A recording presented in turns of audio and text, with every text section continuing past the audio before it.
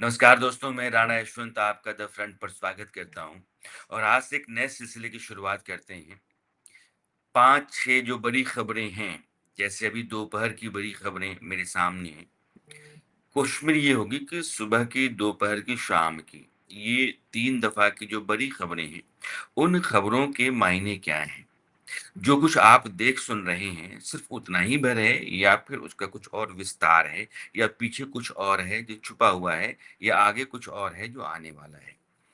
इसको मैं आपके सामने रख पाऊँ। तो आज जो 6 खबरें लेकर के मैं आया हूँ, उसमें सबसे पहले पंचकुला, ये परेशान करने वाली खबर है और पंचकुला के सेक्टर 27 में एक कार के भीतर 7 लोग मरे पाए गए।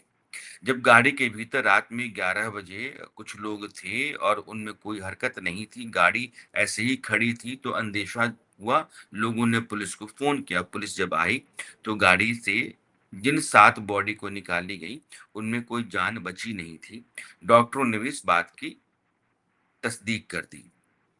अब ये 7 लोग आए थे देहरादून से। यह परिवार पंचकुला में जो धीरेन्द्र शास्त्री हैं, बागेश्वर धाम वाले, उनका प्रवचन सुनने के लिए, उनकी कथा सुनने के लिए आए हुए थे और लौट रहे थे। लौटने से पहले सेक्टर 27 पंचकुला में सभी लोगों ने, यानी कि जो मालिक था परिवार का, उसकी पत्नी, उसके 3 बच्चे और माता-पिता, इन सब लोगों ने जहर खा लिया और जान दे दी। अभी तक पुलिस की जाँच यही कह रही है या पुलिस का अंदेशा यही कह रहा है।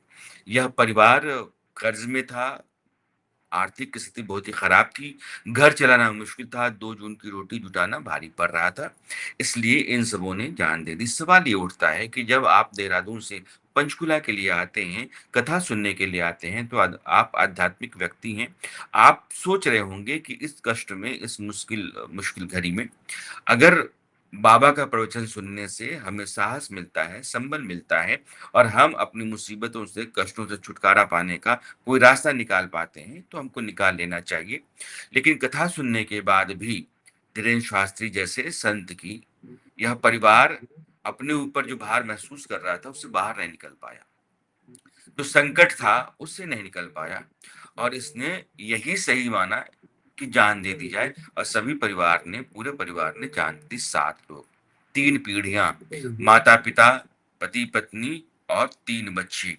अपने आप में ये बहुत संगीन सवाल है और हम में से हर किसी के लिए सोचने वाली बात है, घटना है कि चाहे जीवन जितनी मुसीबतों में हो, जैसे भी है, वो कम से कम खुद को मौत के हवाले करने या खुदकुशी करने की स्थिति पैदा नहीं करता है या ना उसकी इजाज़त देता है। ये जीवन ऊपर वाले ने दिया है और लेने का अधिकार सांसें जो गिनी-चुनी हैं, जो लोग धर्म में, अध्यात्म में विश्वास करते हैं, वो कहते हैं कि वो सिर्फ़ उसी के हाथ में है, वही आखिरी साँस तय करता है।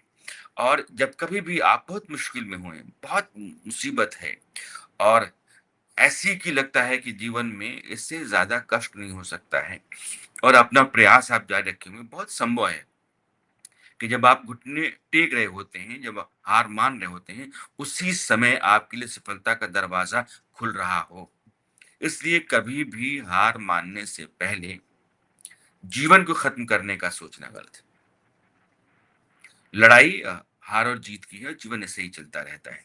अगली खबर ज्योति मल्होत्रा की है, हालाँकि उस मामले में, यानी पंचकुला के मामले में पुलिस जाँच कर रही है, अंदेशा कुछ दूसरा अगर होता है तो उस पर भी जाँच आगे बढ़ सकती है। फिलहाल अभी तक की स्थिति जो पुलिस के ज़रिए है वो यही है। ज्योति मल्होत्रा, यानी कि पाकिस्तान जाने वाली वो ट्रैवल, उसको आप यूट्यूबर कहिए या ट्रैवलर कहिए, जिनके बारे में अंदेशा है कि वो पाकिस्तान का जासूस हो सकती हैं। जाँच चल रही है मुझे कस्टडी में 14 दिनों की। यानी कि पुलिस ने 9 दिनों तक पूछताछ की, उसके बाद अब 14 दिनों की पुलिस कस्टडी है। पुलिस ने कहा है कि अगर हमें ज़रूरत पड़ेगी जाँच के दौरान, तो हम फिर इनको अपनी कस्टडी में लेने के लिए अदालत से निवेदन करेंगे। ज्योति मल्होत्रा के जो भी मोबाइल है, लैपटॉप है, उसका जितना डिजिटल डिटेल्स है, अ, उसकी छानबीन या उसकी पड़ताल हो गई है और रिपोर्ट जो है वो पुलिस के पास है।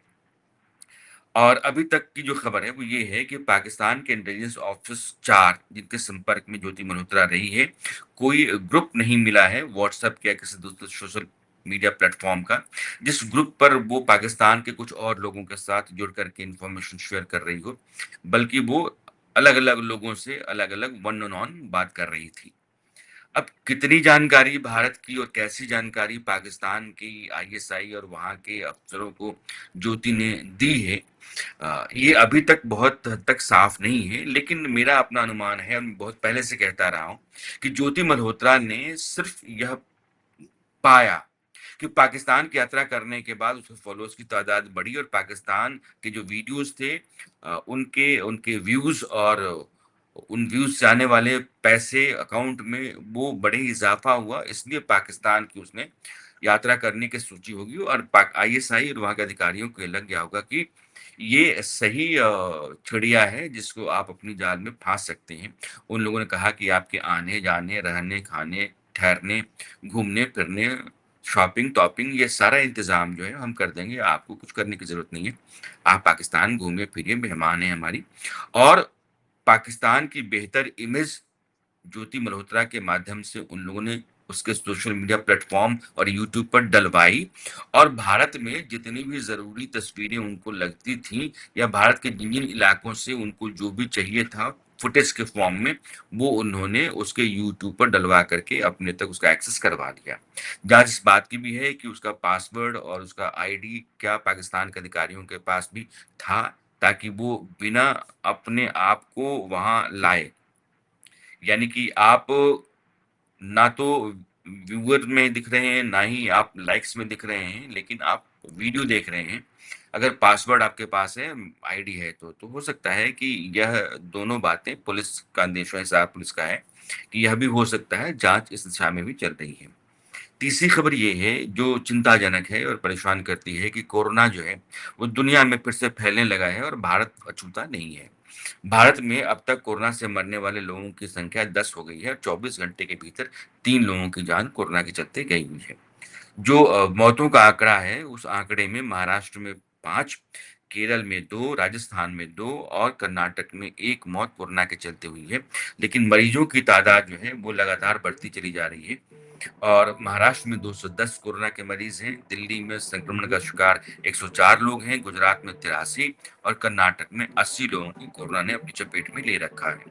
आईसीएमआर के मुताबिक अभी तक इसके 4 वेरिएंट हैं, लेकिन ये सारे वेरिएंट उतने खतरनाक नहीं, इतने खतरनाक जितना खतरनाक 2021 में डेल्टा था। तो इसलिए एहतियात ज़रूरी है और जितने सिम्पटम्स हैं सब पुराने ही हैं कि आपको स्मेल नहीं आएगी, आपको बुखार सा आने लगेगा, आँखों में जलन सी हो सकती है, आपका डाइजेशन खराब हो सकता है।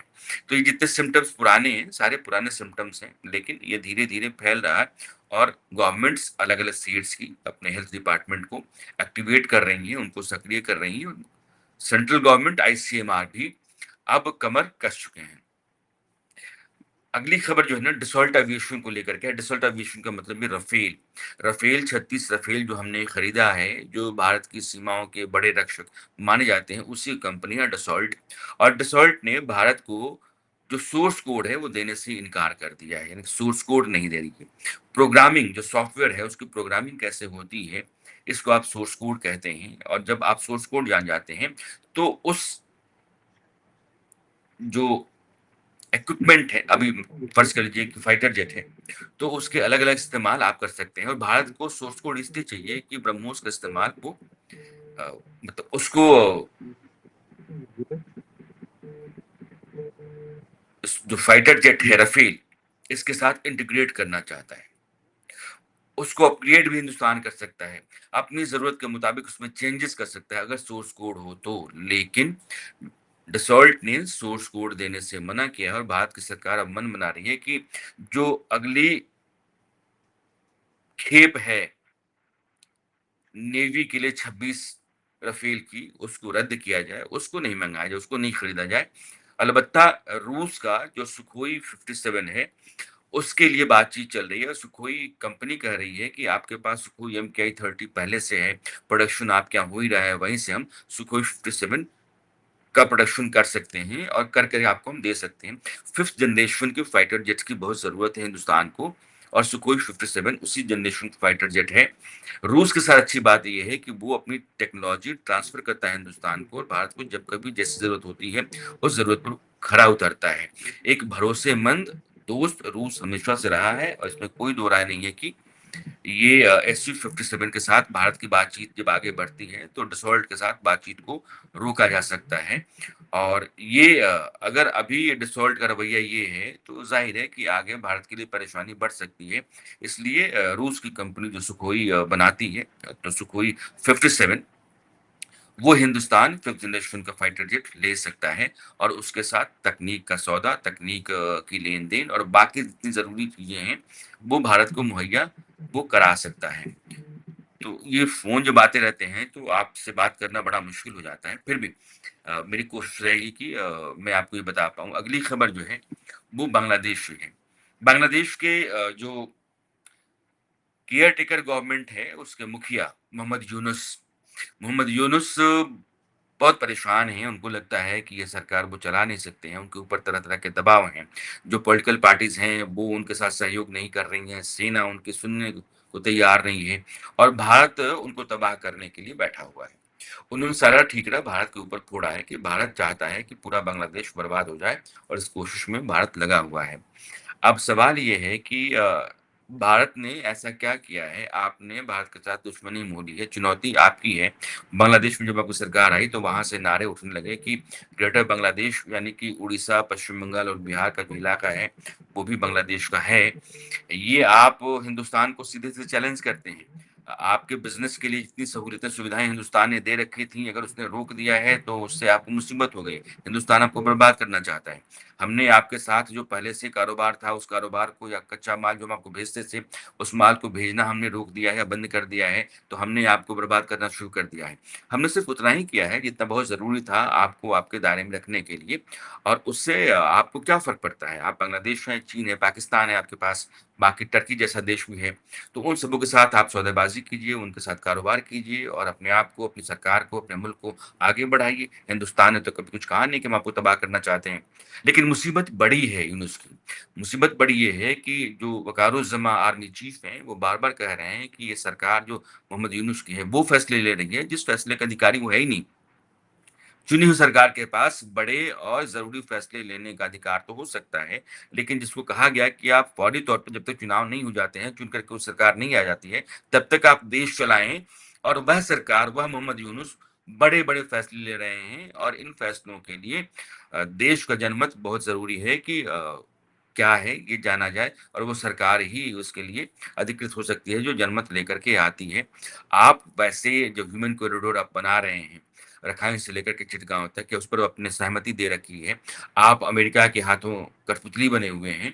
यह सब दल भी जानते हैं वहाँ के और सेना भी जानती है, इसका विरोध कर रहे हैं। इसलिए वो परेशान हैं, उनको लगता है कि हमको यहाँ से निकल जाना चाहिए। ये बात उन्होंने नहीं कही है बल्कि महमूदुर रहमान मन्ना जो बैठक थी उसमें बैठे हुए थे, वहाँ के एक नेता हैं, उन्होंने बाहर निकल के कहा कि वो बहुत परेशान हैं और छोड़ कर के यहाँ से किसी और देश में जाकर के बसना चाहते हैं। प्रॉब्लम ये है कि अगर चुनाव हो जाते हैं तो शेख हसीना की सरकार की वापसी हो सकती है। शेख हसीना के लोगों, उनके समर्थकों और जनता के बीच उनका जनाधार यह सब अपनी तादाद में बढ़ते चले जा रहे हैं और बहुत संभव है कि चुनाव हो तो लोगों को इस बात का इल्म हो जाए, इस बात की समझ आ जाए कि हमने जो किया था वो गलत किया था और वो जो तख्ता-पलट था शेख हसीना का वो एक बड़ी साजिश थी। शेख हसीना की सरकार के आते ही इनके दिन लग जाएँगे और मोहम्मद यूनुस के दिन बहुत ही खराब हो जाएँगे। इसलिए चाहते हैं कि कोई नई सरकार आए या चुनाव हों उससे पहले वो दुनिया किसी और देश में जाकर के अपना बुढ़ापा आखिरी वक़्त तक के लिए ठीक-ठाक काट सकें, इसकी गुंजाइश बना लें।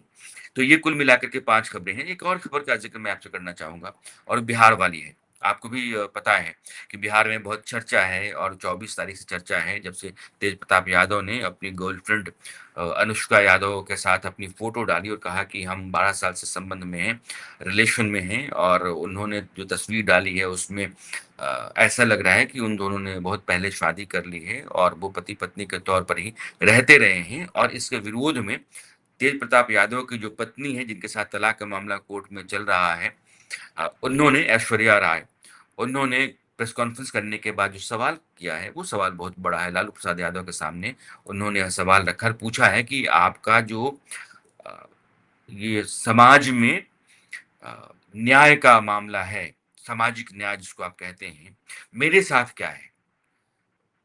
जब आपके घर की बहू मैं थी, आपने अपने बेटे से मेरी शादी करवाई, आप लोगों को पता था कि इसका अपना एक रिलेशन चल रहा है या इसके बारे में सब कुछ पता था, फिर मेरी ज़िंदगी बर्बाद करने का कारण क्या था? आपकी बहू होने के बाद भी आपके सामने घर के भीतर मेरे साथ अभद्र बर्ताव होता रहा, मारपीट होती रही, आपने कुछ नहीं कहा, उसका कारण क्या था? अगर आप मुझे उस तरीके से पीटता हुआ देखते रहे, मेरी तकलीफ़ों को आप देखते रहे, आप चुपचाप रहे, मैं रोती रही, बिलखती रही एक बहू के नाते आपने आकर के मेरे साथ कोई हमदर्दी नहीं जताई, मेरे साथ आप खड़ा नहीं हुए, तो ज़ाहिर है सामाजिक न्याय का जो बुनियादी उसूल है, वो आपके लिए नहीं है। और पारिवारिक संस्कार भी अगर आप कहते हैं कि पारिवारिक संस्कार के नाते और नैतिकता के चलते हमने निकाल दिया है अपने बेटे तेज प्रताप को, तो दरअसल ये सब कुछ बहाना है, ये आप सबों का खेल है और ये सिर्फ़ इसलिए है कि राज्य में चुनाव हैं और चुनाव में बखेड़ा ना हो और चुनाव में आपकी इमेज बची रहे कि हाँ भाई देखिए एक बेटा नालायक था तो उसको इन्होंने पार्टी परिवार दोनों से निकाल दिया। इस खातिर आप सब मिल कर के तिकड़म रचे हुए हैं। लेकिन मैं जानती हूँ कि ऐसा कुछ भी नहीं है। जिस किसी भी आदमी को निकाला जाता है, उसको कागज़ पे और अदालत में जाकर निकाला जाता है। ऐसे मुँह ज़बानी नहीं हो सकता है। ये ज़बानी मुँह तब ज़बानी जमा खर्च है और ये नहीं चलता है। आप लोगों ने उनको निकाला नहीं है, बल्कि आप सबों ने बस अपनी खाल बचाने के लिए पार्टी को चुनाव में नुकसान ना हो, इसकी खातिर एक चाल चली है और जाकर के राबड़ी देवी ने उनसे कहा होगा कि बेटा परेशान मत होना, मैं हूँ ना, परिवार सब तुम्हारे साथ ही है, तुमको कोई दिक्कत नहीं होने वाली है। दरअसल ये तो फिलहाल लोगों की खातिर है और जनता की खातिर है। और यह बात कह कर के ऐश्वर्या राय ने एक बहुत बड़ा सवाल और बहुत बड़े घेरे में लालू प्रसाद यादव, उनकी पार्टी और परिवार सबको डाल दिया है और यह विवाद लगातार बढ़ता चला जा रहा है। यह विवाद चुनाव हैं इसलिए तूल पकड़ेगा और बहुत संभव है कि अलग-अलग मंचों से ऐश्वर्या राय लालू प्रसाद यादव, उनके परिवार और पार्टी के खिलाफ मोर्चा थामे और ये मोर्चा जो है एक बहू का अपने परिवार के खिलाफ या ससुर और अपने छोटे देवर के खिलाफ थामना भारी पड़ सकता है। तो कुल मिलाकर के 6 खबरें आज की थी। इन 6 खबरों को लेकर के मैं आज आया था लेकिन रोज़-रोज़ मैं कोशिश करूँगा कि आपके साथ मैं जुड़ूँ, सुबह में, दोपहर में, शाम में और ये बड़ा आसान है कि कभी भी आपके साथ जुड़ कर के कोई भी बात की जा सकती है। बस ये तय कर लेना है कि कौन-सी ऐसी बड़ी खबरें हैं जिनको आपके साथ शेयर करना है और फिर आपसे एक जुड़ाव हो जाएगा। इसी नाते कम से कम 3 दफ़ा मेरी आपकी मुलाकात होगी लेकिन आपको द फ्रंट कैसा लगता है? द फ्रंट पर आप और क्या-क्या देखना चाहते हैं? द फ्रंट पर बिहार के चुनावों से लेकर के आपकी अपनी क्या राय है या आपका अपना क्या सुझाव है? यह सब भी आप शेयर कीजिएगा। फिलहाल आप मुझे दीजिए विदा। फिर मिलते हैं। नमस्कार।